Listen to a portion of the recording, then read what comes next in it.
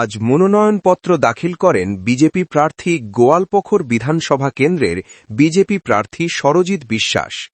এদিন ইসলামপুর মহকুমা শাসকের দপ্তরে নিজের মনোনয়নপত্র দাখিল করে তিনি বলেন, আমি 100% আশাবাদী আমরা এই লড়াই জিতব।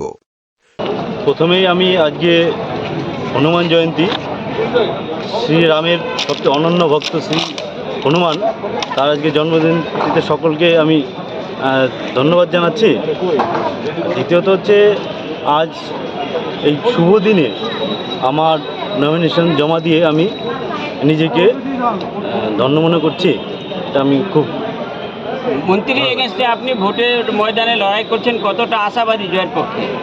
আমরা 100% আশাবাদী, আর আমাদের এই সামনের লড়াই আমরা 100% জিতব, এই বিষয়ে আমরা কোনো সন্দেহ নেই। আপনি অমিত শাহ নরেন্দ্র মোদীর প্রার্থী, সোনার বাংলা করতে চেয়েছেন অমিত শাহ নরেন্দ্র মোদী, কীভাবে করবেন গোয়ালপুকুরকে?